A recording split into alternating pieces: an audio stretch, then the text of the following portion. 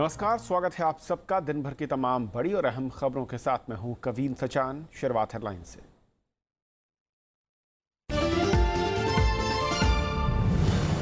दार्जिलिंग में पुलिस और आंदोलनकारियों में हिंसक झड़पें, आईआरबी का असिस्टेंट कमांडेंट घायल, एक नागरिक की मौत। गोरखा जनमुक्ति मोर्चा का दावा, मारे गए 2 कार्यकर्ता।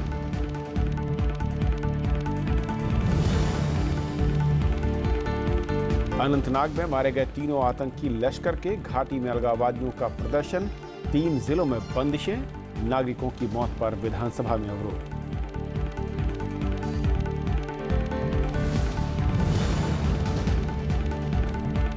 प्रधानमंत्री ने किया कोची मेट्रो रेल का उद्घाटन, शहरों में बुनियादी ढांचे को बताया प्राथमिकता, कहा महिलाओं और ट्रांसजेंडर को नौकरी देना बेहतर शुरुआत।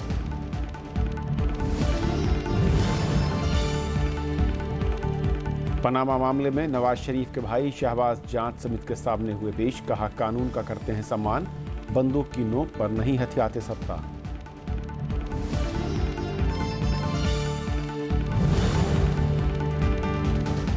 और इंडोनेशिया ओपन सुपर सीरीज के फाइनल में के श्रीकांत नंबर 1 कोरियाई खिलाड़ी को दी मात।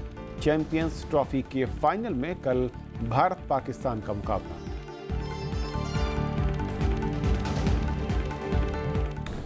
दार्जिलिंग में आज जी समर्थक और सुरक्षा बलों के बीच हिंसक झड़पें हुई हैं, जिसमें इंडियन रिजर्व बटालियन का एक जवान घायल हो गया और एक नागरिक की मौत हो गई। गोरखा जनमुक्ति मोर्चा का दावा है कि उनके 2 कार्यकर्ताओं की जान गई है। मुख्यमंत्री ममता बनर्जी ने हिंसा को एक साजिश बताया। दार्जिलिंग में अलग गोरखालैंड के लिए चल रहा आंदोलन शनिवार को हिंसक हो गया। सुरक्षा बलों और प्रदर्शनकारियों के बीच झड़प में इंडियन रिजर्व बटालियन के असिस्टेंट कमांडेंट भी घायल हो गए। प्रदर्शनकारियों और पुलिस के बीच झड़पें भी हुई। गोरखा जनमुक्ति मोर्चा का दावा है कि उनके 2 कार्यकर्ताओं की मौत हो गई। बंगाल सरकारले एउटा गोली प्रहार गरेर हाम्रा 2 शहीदहरू जुन हाम्रा भाइहरू शहीद भएका छन्, म उहाँलाई सलाम गर्न चाहन्छु, एकदमै उहाँलाई स्लोट गर्न चाहन्छु। माटोको लागि, जातिको लागि, अस्मिताको लागि जुन प्रकारको एउटा ज्यान समर्पित गरे। पुलिस पक्ष থেকে কোনো গোলি ফায়ারিং হয়নি, আমরা কোনো গুলি চালাইনি। অন দ্য আদার হ্যান্ড সকাল থেকে যেটা আপনি দেখতে পাচ্ছেন, স্ক্রিনও দেখতে পাচ্ছেন, সকাল থেকে ওরা একাংশ ওখানকার জিজিএম সাপোর্টাররা পুলিশকে সকাল থেকে ঢিল गोली बॉम्ब ने अटैक করছে। पुलिस ने जीजेएम के 2 नेताओं के घर पर बीती रात छापा मारा। वहीं विधायक विक्रम राय के बेटे को पुलिस ने हिरासत में ले लिया। विक्रम जीजेएम की मीडिया इकाई के प्रभारी भी हैं। राज्य की मुख्यमंत्री ममता बनर्जी ने उच्च स्तरीय बैठक कर हालात का जायजा लिया। ममता ने हिंसा को साजिश बताया। उन्होंने बातचीत की पेशकश भी की। हम लोग पहाड़ का साथ में थे, पहाड़ का साथ में है, पूरा है। उसको मदद करने के लिए हमारा जो भी काम है हम जरूर करेंगे। हम चाहते हैं शांति वापस आए और बंद विड्रॉ करें। कोर्ट का बात सुन के इंडिपेंडेंट बंद का नाम पे जो वैंडलिज्म चल रहा है, पॉलिटिकल पार्टी होगा तो पॉलिटिकल बात कर सकते हैं। बंद का असर सबसे ज्यादा पर्यटकों पर पड़ा है। देशी और विदेशी पर्यटक दार्जिलिंग में फंसे हुए हैं। दुकानें और होटल बंद होने से पर्यटकों को खाने पीने की किल्लत का सामना करना पड़ रहा है। गाड़ी कोई बोल रहा है गाड़ी आएगा, कोई बोल रहा है गाड़ी नहीं आएगा। अभी वेट कर रहे हैं और क्या है, हम लोग तो वेट करने के अलावा कोई और ऑप्शन भी नहीं है। गोरखा जनमुक्ति मोर्चा ने सरकारी स्कूलों में बंगला भाषा को अनिवार्य बनाने के खिलाफ आंदोलन शुरू किया था, लेकिन अब आंदोलन अलग गोरखालैंड की पुरानी मांग तक पहुंच गया है। Bureau report, Rajya Sabha TV. और इस वक्त वरिष्ठ पत्रकार चंदना चौधरी हमारे साथ जुड़ रही हैं। चंदना, जिस तरीके से ये पूरी खबरें आ रही हैं, आज कई जगहों पर हिंसक झड़पें हुई हैं और कुछ लोगों के मौत की भी खबरें हैं। फिलहाल क्या स्थिति दिख रही है और किन इलाकों में सबसे ज्यादा इस वक्त स्थिति अशांत या फिर तनावपूर्ण है? दार्जिलिंग के सिंहमारी में सबसे तनावपूर्ण है स्थिति और वहाँ पे पत्थरबाजी की, महिला प्रदर्शनकारियों ने पुलिस के साथ बहुत झड़प हुआ। उसके बाद जो महिला प्रदर्शनकारियों ने इतनी पत्थरबाजी की और जो समर्थनकारी है गोरखा जनमुक्ति मोर्चा की, पत्थरबाजी के कारण पुलिस भी उसको रुकने के लिए बहुत कोशिश किया, लेकिन बिना तमाम मोर्चा लीडर, उनका दावा है कि 2 मोर्चा लीडर, मोर्चा समर्थक, उनको गोली मारा गया और गोली से मारा गया और 3 इंजर्ड है। लेकिन मुख्यमंत्री ने आज नवान्न में जो एक प्रेस मीट की, उन्होंने कहा कि नहीं, कोई गोली नहीं किया गया और नेशनल फ्लैग लेकर ये गुंडागर्दी जो चल रहा है दार्जिलिंग में वो सही नहीं है। और किरण तमांग आईआरबी का जो एक कर्मी है, उसको जो किरण तमांग को जो मारा गया, उन्होंने किया कि ये सही, ये भी अच्छा नहीं है। तो चंद्रमा, जिस तरीके से ये सीएम ने कहा कि 22 तारीख में सिलीगुड़ी में एक मीटिंग होगा, सर्वदलीय मीटिंग, ऑल पार्टी मीटिंग उन्होंने बुलाया सीएम ने, और इसमें पहाड़ में शांति बहाल करने के लिए उन्होंने कहा आज, और वो मीटिंग में भी वो कोशिश किया जाएगा कि जैसे सर्वदलीय मीटिंग में सबने तैयार करेंगे कैसे पहाड़ में शांति बहाल हो जाएगा। लेकिन चंद्रमा, मैं यही समझना चाह रहा था कि हालात अगर पिछले 10 दिन में कहें लगातार तेजी के साथ खराब होते जा रहे हैं, इसके बावजूद सरकार, जो स्थानीय सरकार है, उसकी ओर से जो प्रयास हैं, क्या वाकई वो लगते हैं गंभीर मसले को सुलझाने के लिहाज से, या फिर अभी भी राजनीतिक नफे नुकसान के लिहाज से ही कदम उठाए जा रहे हैं?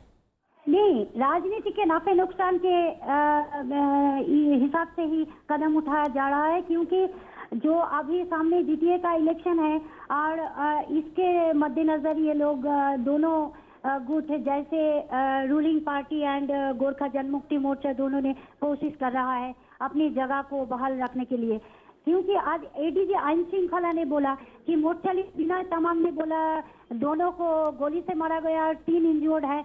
एडीजी आइन श्रृंखला राजीव शर्मा ने कहा नवान्न से पुलिस ने गोली नहीं चलाया। इससे लगता है ये ठीक नहीं है। और जो पर्यटक है देश की और विदेश की, दोनों हालात क्या है लोगों को समझ में आ रहा है। ये हिंसा एकदम नहीं चाहिए। लोगों की कहना है, जो टूरिस्ट है उन लोगों का कहना है ये हिंसा से उनका बहुत क्षति पहुंचा। वो उसको अभी ये तैयार नहीं है वो क्या करेंगे। जी चंदा, बहुत बहुत शुक्रिया आपका चंदा, वहां से ताज़ा अपडेट देने के लिए। चंदा बता रही थी कि किस तरीके के हालात हैं और फिलहाल जो स्थिति है वो बहुत ही तनावपूर्ण नजर आ रही है। उधर श्रीनगर की बात करें तो अनंतनाग के बिजबिहारा इलाके में लंबी गोलीबारी के बाद जुनैद भट्ट समेत लश्कर तैयबा के 3 आतंकियों को सुरक्षा बलों ने मार गिराया। इस गोलीबारी में 2 नागरिकों की भी मौत की खबर है। इसके बाद कश्मीर में लोग प्रदर्शन करने उतर आए। मुख्यमंत्री महबूबा मुफ्ती ने कहा है कि गोली और फौज के सहारे कश्मीर समस्या का समाधान नहीं हो सकता। राजनीतिक बातचीत ही एकमात्र रास्ता है। ये तस्वीरें हैं आतंकी हमले में मारे गए पुलिसकर्मी तस्वीर अहमद को मिली आखिरी विदाई की। श्रीनगर में पूरे राजकीय सम्मान के साथ उन्हें सलामी दी गई। तस्वीर अहमद उन 6 पुलिसकर्मियों में एक थे जिनकी आतंकी हमले में कल जान गई। बहुत बड़ा नुकसान हुआ, हम ये बयान ही नहीं कर सकते हमारा कितना नुकसान हुआ है, हम इसकी भरपाई नहीं कर सकते। जम्मू कश्मीर पुलिस ने इस हमले के पीछे लश्कर तैयबा के हाथ का दावा किया। डीजीपी एसपी वैद्य ने कहा कि बशीर लश्करी की अगुवाई में आतंकियों ने पुलिस कर्मियों पर हमला किया। पुलिस बशीर लश्करी की तलाश में जुटी है। दूसरी तरफ अनंतनाग के बिजबिहारा इलाके में सुरक्षा बलों ने लश्कर तैयबा के 3 आतंकियों को मार गिराया। इसमें लश्कर आतंकी जुनैद मट्टू भी शामिल है। We had a specific information input about the presence of Lashkar terrorists, 3 of them, and the house was cordoned. The exchange of fire started, and in which these 3 terrorists have been eliminated. Police और आतंकियों के बीच गोलीबारी में 2 नागरिकों की भी मौत हो गई। इसके बाद अलगाववादियों ने घाटी में प्रदर्शन शुरू कर दिया। कई जगहों पर बंद देखने को मिला। जम्मू कश्मीर विधानसभा के विशेष सत्र में विपक्षी कांग्रेस और नेशनल कॉन्फ्रेंस ने भी दोनों नागरिकों की मौत पर सदन में प्रदर्शन किया। नेशनल कॉन्फ्रेंस ने सदन के बाहर भी विरोध जताया। एक जंग छेड़ दी है इस सरकार ने यहाँ के लोगों के खिलाफ। हम कहते हैं ये जंग बंद करो। जिस तरह मौसमों को मारा जा रहा है, जो दावा कर रहे थे कोलेस्ट्रॉल डैमेज नहीं होगा, कल 12 मकान उड़ा दिए इधर। रक्षा मंत्री अरुण जेटली ने पुलिसकर्मियों की मौत पर शोक जताते हुए लश्कर तैयबा के हमले को कायराना करार दिया है। पीएमओ में मंत्री जितेंद्र सिंह ने उम्मीद जताई है कि जल्द ही कश्मीर में हालात सामान्य हो जाएंगे। दूसरी तरफ सेना अध्यक्ष बिपिन रावत ने कहा कि कश्मीर में हालात सामान्य बनाने के लिए जरूरी कार्रवाई की जा रही है। Some parts of the South Kashmir are indeed troublesome, but necessary actions are being taken to ensure that the situation there is soon brought under control. अलगाववादियों की तरफ से बंद के ऐलान के बाद कई जगहों पर पुलिस ने आवाजाही रोक दी है। श्रीनगर, कुलगाम और पुलवामा जिलों में पुलिस ने कई तरह की पाबंदियां भी लगा दी हैं। Bureau report, Rajya Sabha TV. और फिलहाल एक ब्रेक, और ब्रेक उस पार कुछ और बड़ी खबरें।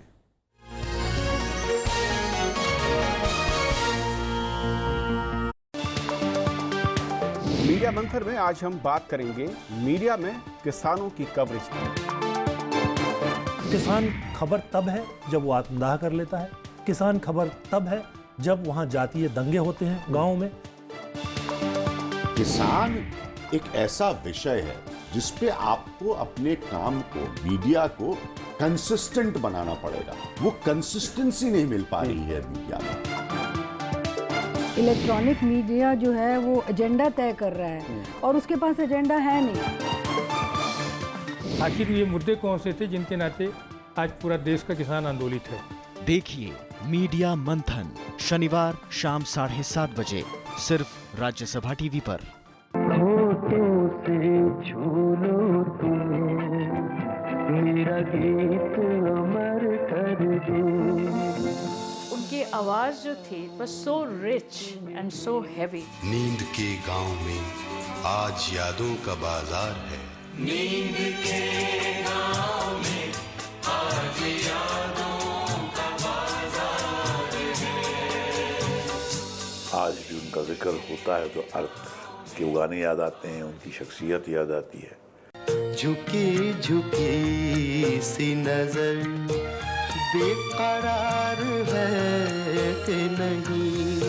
मैंने छोड़ी नहीं, फिल्म इंडस्ट्री ने मुझे छोड़ दिया। तुमको देखा तो ये ख्याल आया। मैं जगजीत में इस बार पर्दे पर पारी की दास्तान, तो ये ख्याल आया।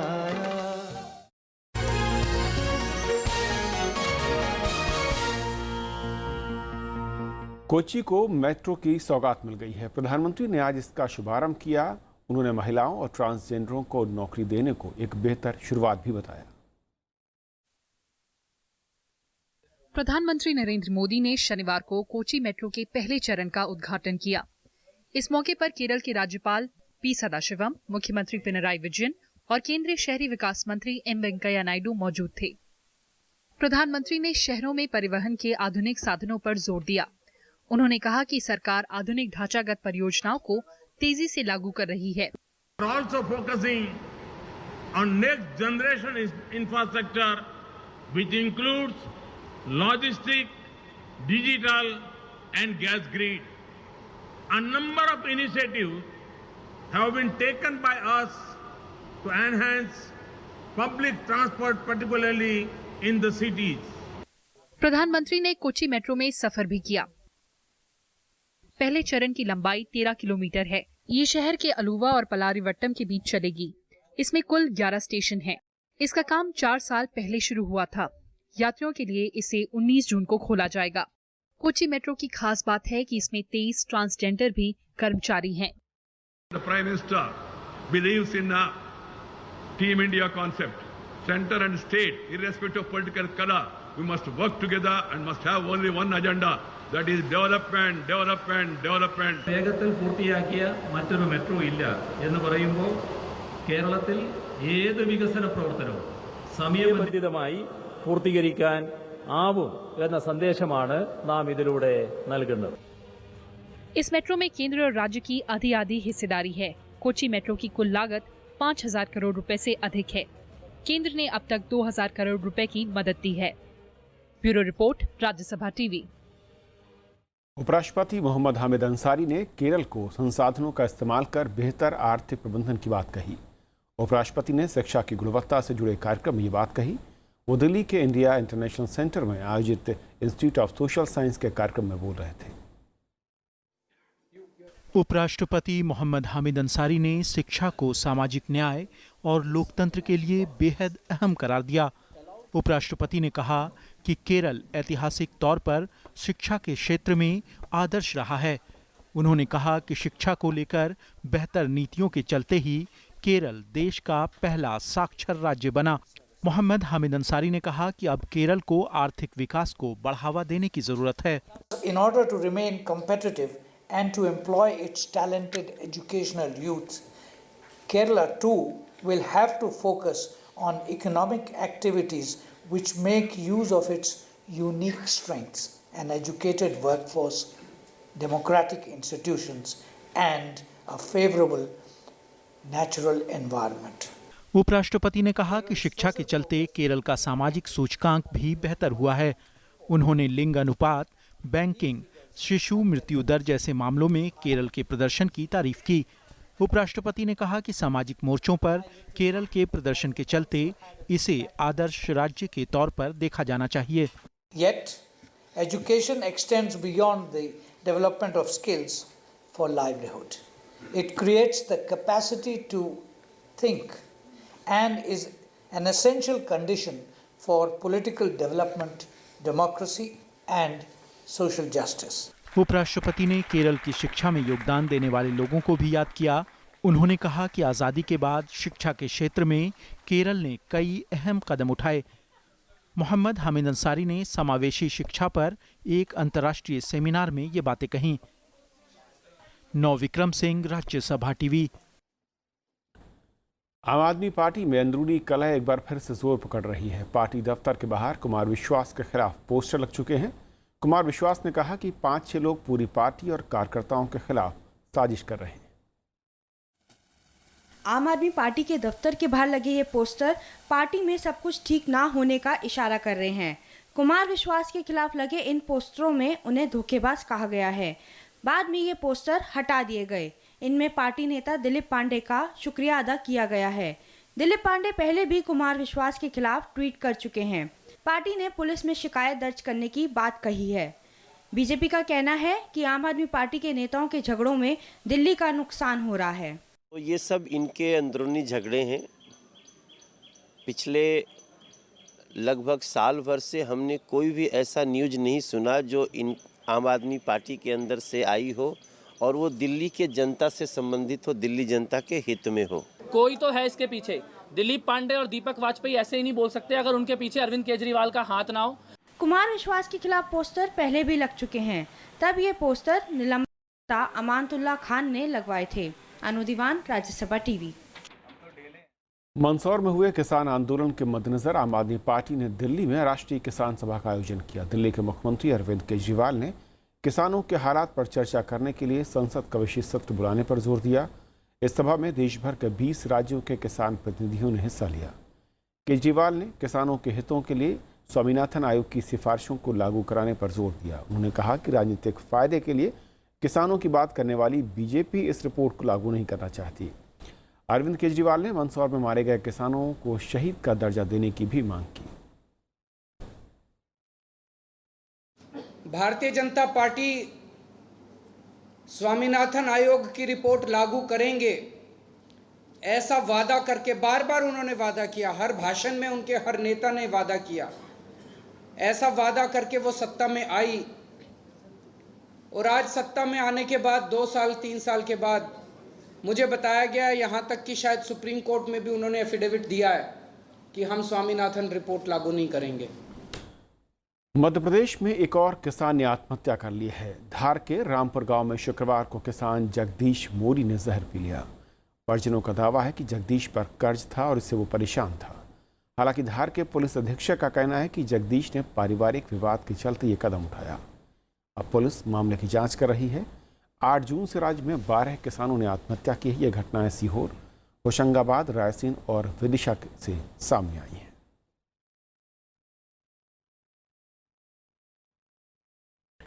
वध के लिए जानवरों की खरीद बिक्री वाले केंद्र की अधिसूचना पर गोवा की एनडीए सरकार भी असहमत नजर आ रही है।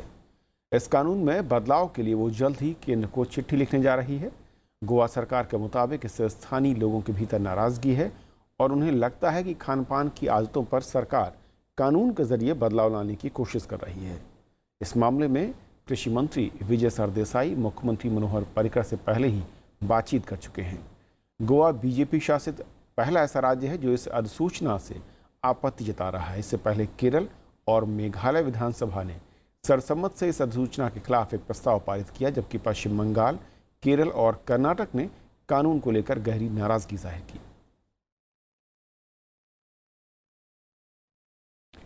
श्रम मंत्री बंडारू दत्तात्रेय ने श्रम सुधारों को लेकर प्रतिबद्धता जताई है। उन्होंने कहा कि इससे नौकरियां पैदा करने में मदद मिलेंगी। उन्होंने इन आरोपों को खारिज किया कि एनडीए शासन के दौरान विकास से रोजगार पैदा नहीं हुआ। ये बयान ऐसे वक्त आया जब प्रधानमंत्री रविवार को रोजगार सृजन पर समीक्षा बैठक करने वाले हैं। श्रम मंत्री बंडारू दत्तात्रेय ने कहा है कि रोजगार सृजन सरकार की शीर्ष प्राथमिकता है। उन्होंने कहा कि प्रधानमंत्री रोजगार प्रोत्साहन योजना के तहत 6 लाख नौकरियां पैदा हुई हैं। हालांकि सरकार का लक्ष्य हर साल 50 लाख नौकरियां पैदा करने का है। Employment generation is in the top priority for the government. That's why the beginning itself, this government made a Prime Minister, 3 flagship programs are there. One program is Make in India program. Second one is Skill India program. श्रम मंत्री ने कहा कि भारत ने अंतर्राष्ट्रीय श्रम संगठन की 2 संधियों को स्वीकार कर लिया है। ये दोनों संधियां बाल मजदूरी खत्म करने से जुड़ी हैं।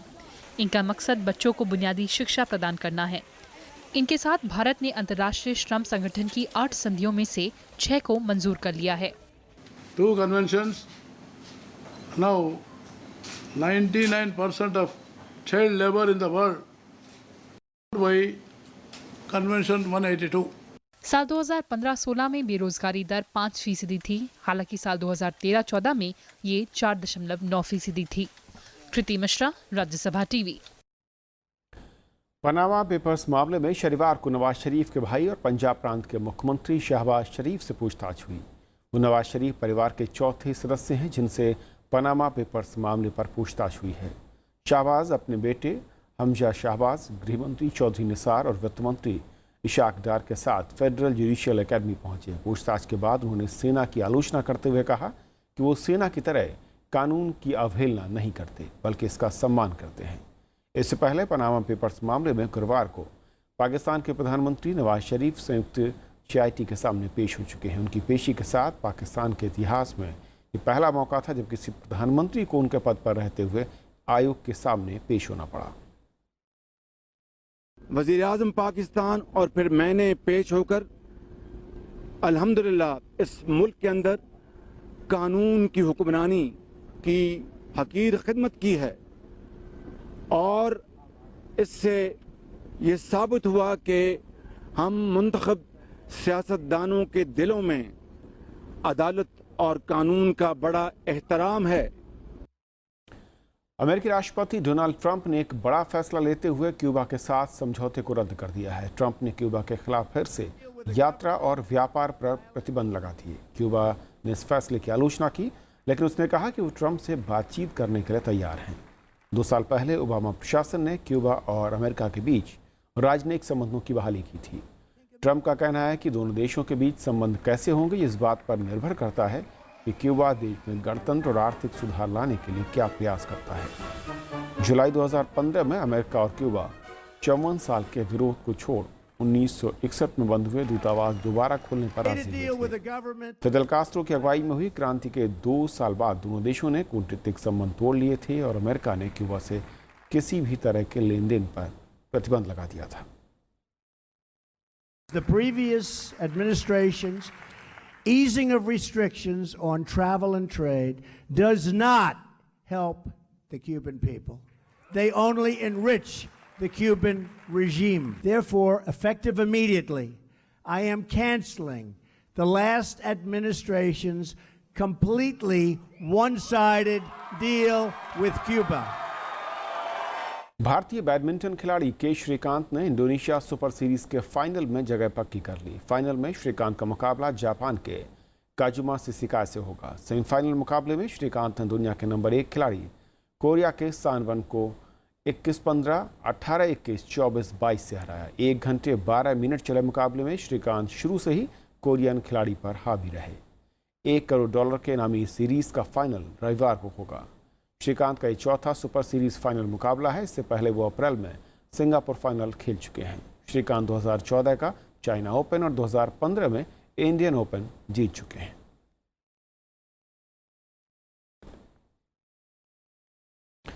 लंदन के ओवल मैदान में कल भारत और पाकिस्तान चैंपियंस ट्रॉफी के फाइनल में आमने सामने होंगे।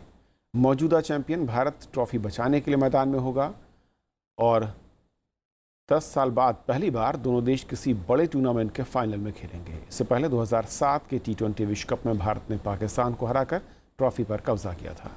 कल दोपहर 3 बजे से होने वाले फाइनल के लिए दोनों टीमों ने तैयारी कर ली है। भारत ने बांग्लादेश को एकतरफा मुकाबले में सेमीफाइनल में 9 विकेट से हराया था, जबकि मेजबान इंग्लैंड को हराकर पाकिस्तान फाइनल में पहुंचा है।